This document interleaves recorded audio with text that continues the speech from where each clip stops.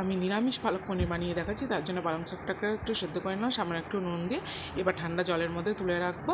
এবার পালং শাকটা ঠান্ডা হয়ে গেলে সে পালং শাকটা ভালো করে নিংড়ে নেবো। তার মধ্যে একটু কাজু বাদাম ভাঙা আর 2টো কাঁচা লঙ্কা দিলাম। ঝালটা তোমাদের মতন দিও। জল দিয়ে ভালো করে এটাকে পেস্ট বানিয়ে নিতে হবে। এখানে আমার পেস্ট তৈরি করা হয়ে গেছে। কড়াইতে সাদা তেল দিলাম আর একটু ঘি দিয়ে সামান্য একটু নেড়ে চেড়ে একটু নুন দিয়ে দেবো।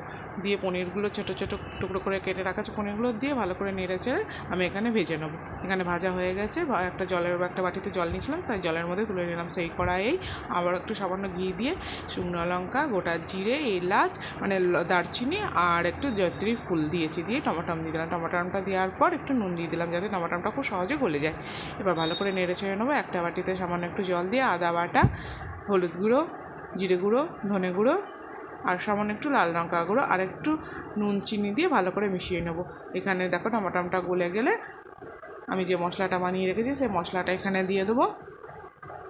ভালো করে তেল ছাড়া অবধি কষিয়ে নেবো মশলাটা এখানে কষে এসে আমি যে পেস্টটা বানিয়ে রেখেছি সেই পেস্টটা এখানে দিয়ে দিলাম, মানে পালং শাকের পেস্টটা ভালো করে নাড়িয়ে চাড়িয়ে নেবো।